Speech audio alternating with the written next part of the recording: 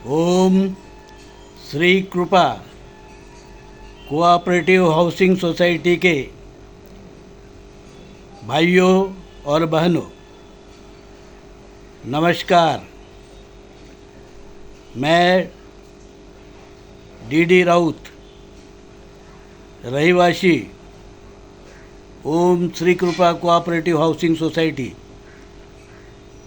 बोल रहा हूँ। बहनों और भाइयों, आजकल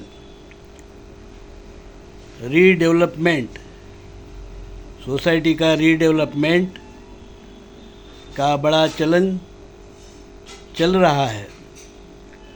साथ साथ बड़ी भयानक खबरें भी आ रही है कि जिन लोगों ने रीडेवलपमेंट के लिए हाँ भरी है, उनको उनके सोसाइटी गिराने के बाद 2-2 साल वहाँ एक ईंट तक नहीं लगी। कितनी ही सोसाइटी है जिसके रीडेवलपमेंट के बाद उनका रेंट मिलना बंद हो गया है। 8 साल, 10 साल, 11 साल, 12 साल सोसाइटी के जो रहवासी है अपना फ्लैट मिलेगा, इस इंतज़ार में 10-10 साल रास्ते पर आकर भटक रहे हैं। ये विदारक सत्य है, इसको नकारा नहीं जा सकता है। पर हम ये नहीं कहते कि सभी बिल्डर बुरे होते हैं या डेवलपमेंट होता ही नहीं, ऐसा भी नहीं है।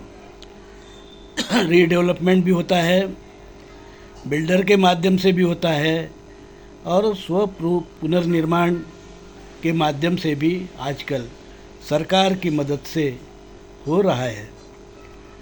पर ये बहुत ही स्लो प्रोसेस है। इसको बहुत सावधानी पूर्वक इस प्रोसेस में जाना चाहिए और जो सरकारी गाइडलाइन है उसको कभी भी नज़रअंदाज नहीं करना चाहिए।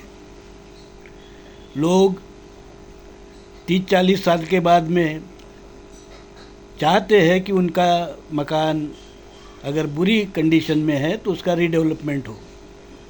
हाँ भी कहते हैं, पर हाँ कहने का मतलब ये नहीं होता है कि आप अनलॉफुल एक्टिविटीज करें, सरकारी नियमों का पालन न करे, सोसाइटी का मेंटेनेंस न करे, उसका रिपेयर न करे और आनन फानन में इधर उधर से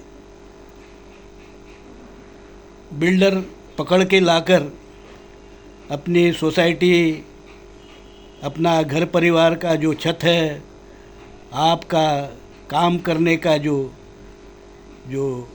दुकान है, शॉप है, इनकम का साधन है, उसको आप आनन फानन में किसी के भी हवाले कर दे और रास्ते पे आ जाए। ऐसा नहीं होना चाहिए। इसलिए भाई सावधानी से हमें धीरे धीरे आगे बढ़ना है। इसलिए सरकार ने कुछ गाइडलाइन बनाई है। सबसे पहले तो हमको एक जो है, अगर हम जाते हैं तो 2 चीज़ सोचना चाहिए। क्या हम स्व पुनर्निर्माण कर सकते हैं? उस पर खुले मन से बहस होनी चाहिए, क्योंकि आजकल सरकार बहुत कुछ सुविधाएं, उसमें अनुदान और बहुत सारी FSI के फ़ायदे वगैरह भी सरकार देती है, आगे भी देने वाली है। सरकार भी मदद कर रही है इसमें। और साथ साथ हमें अपना ज़मीन का टाइटल समय समय पर बिल्डिंग को उसका स्ट्रक्चर ऑडिट कराकर रिपेयर के लायक है तो उसको कराना, ये सब करना पड़ता है।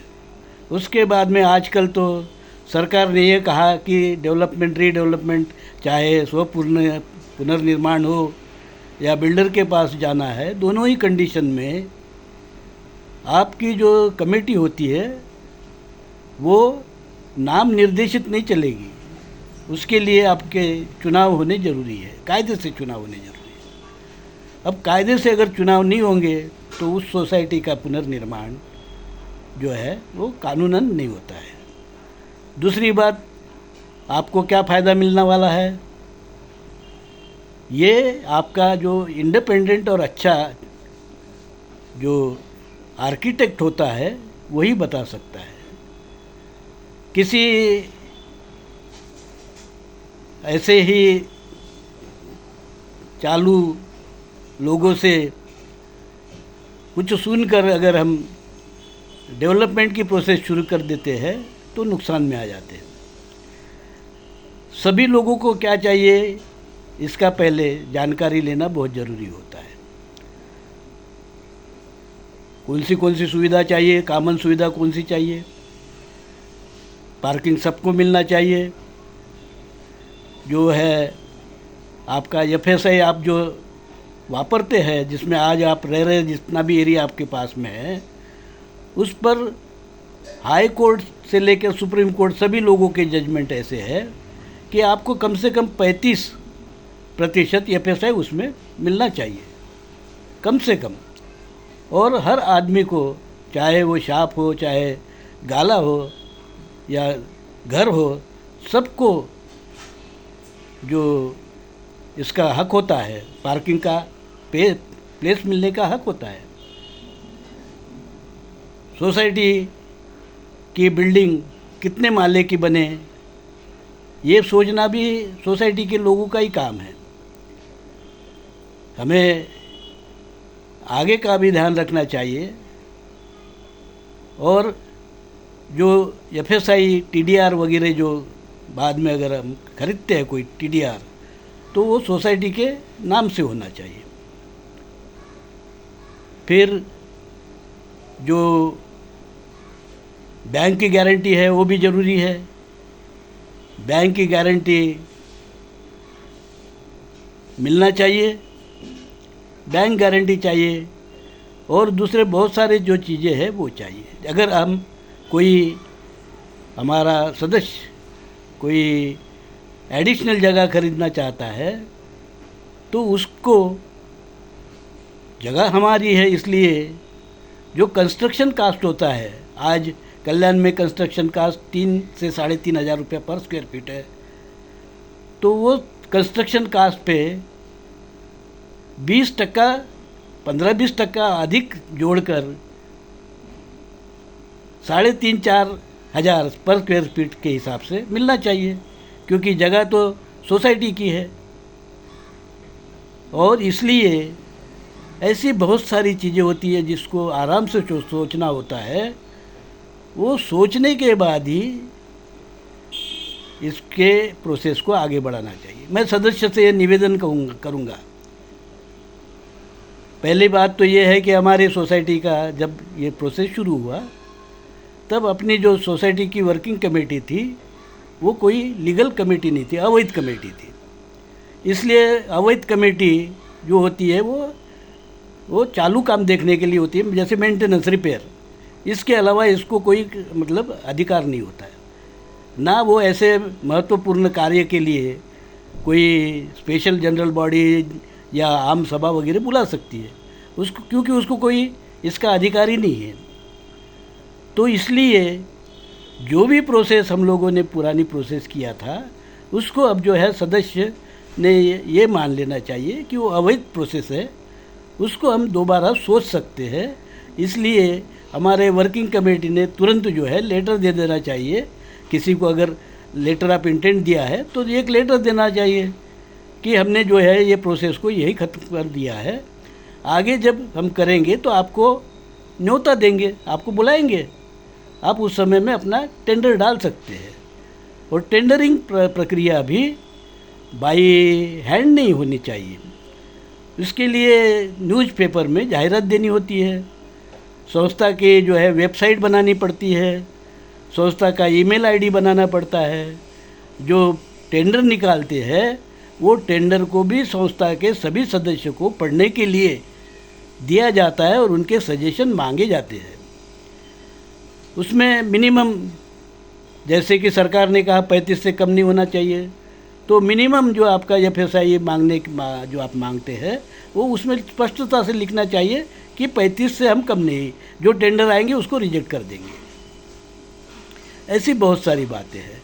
खैर, मैं आज इतना ही कहूँगा और सबको भाइयों, मैं आप सबको सावधान करूँगा, क्योंकि ये मेरा नैतिक कर्तव्य बन जाता है कि आपका छत, मकान, आपके कुटुंब का जो छत है वो आपके सर से नहीं जाना चाहिए।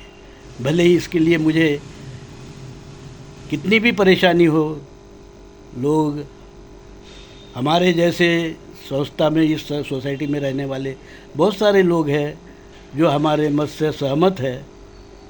ज़्यादातर लोग हैं सोसाइटी के, उन 50 लोगों में बहुसंख्य लोग ऐसे हैं कि इस मत से सहमत है कि सोसाइटी का जो पुनर्विकास की प्रोसेस दोबारा शुरू कर देनी चाहिए। तो इसमें हानि क्या है भाई? मैं तो सभी लोगों से पूछता हूँ कि इसमें हानि क्या है, आपका क्या नुकसान है, किसका क्या नुकसान है? सोसाइटी का तो इसमें कोई नुकसान नहीं है, न किसी का नुकसान है। तो हमको दोबारा करने के लिए क्यों नहीं हम सोच सकते हैं, या सोचना चाहिए? जो प्रामाणिक लोग होते हैं वो सोचते ही है, ज़रूर सोचते हैं, पर जिसके मन में कोई खोट आ जाती है वो इसको विरोध करते हैं। तो भाइयों, मैं यही कहूँगा कि किसी के मन में खोट नहीं होना चाहिए, किसी के बारे में हम गलत नहीं सोचते हैं। मैं समझता हूँ सभी लोग हमारे सोसाइटी में प्रामाणिक लोग हैं, अच्छे लोग हैं, पढ़े लिखे लोग हैं, सरकारी में नौकरी में हैं कई लोग, और सरकार के नियम भी अच्छे तरह जानते हैं, कैसे टेंडरिंग होता है, लेटर ऑफ इंटेंट का क्या मतलब होता है, टेंडर में क्या टर्म्स एंड कंडीशन होती है, वगैरह वगैरह। ये सब पढ़े लिखे लोग हैं हमारे सोसाइटी में।